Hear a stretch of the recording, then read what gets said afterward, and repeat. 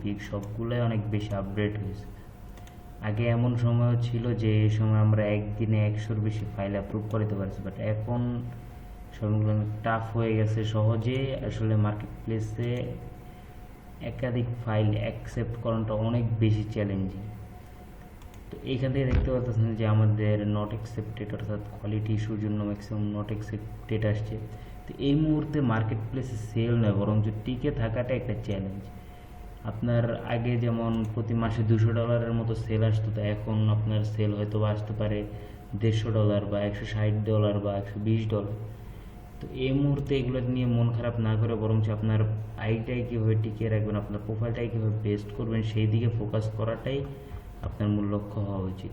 কারণ এই মুহূর্তে মার্কেট প্লেসের যে অবস্থা, এই সময়টাতে যে কারোর অ্যাকাউন্ট যে কোনো মুহূর্তে যে কোনো কিছু হয়ে যেতে পারে।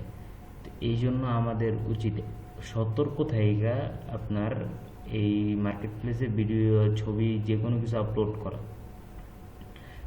শাটার স্টকও বর্তমানে অনেক বেশি অ্যাডভান্স হয়ে গেছে। তো শুধু শাটার স্টক না, যে কোনো মার্কেট প্লেস ইদানিং টাইমে অনেক বেশি পরিমাণের আপনার কী বলে এটা অ্যালার্ট হয়ে গেছে।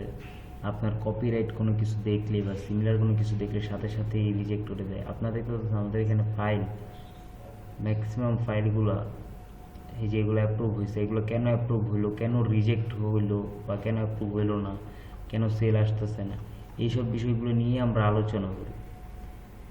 মার্কেট প্লেসের যে বিষয়গুলো থাকে এগুলো প্রতিনিয়তই আপডেট হতে থাকে। তো এগুলোর সাথে আমাদের অলওয়েজ মানে তাল মিলিয়ে চলা লাগবে। আপনি তো চাইলে নিজের মন করা ফাইল আপলোড দিলেন, সেগুলা দেখা যাইতেছে যে অ্যাপ্রুভ হইলো না, তো এই ক্ষেত্রে আপনার মন খারাপ হইতে পারে, কিংবা অ্যাপ্রুভ হইলো পরবর্তী আইডি চলে গেল, তেমনও হইতে পারে। তো এই জন্য আমাদের সাবধানে থেকে আপনার আইডিগুলোকে আপডেট করা লাগবে।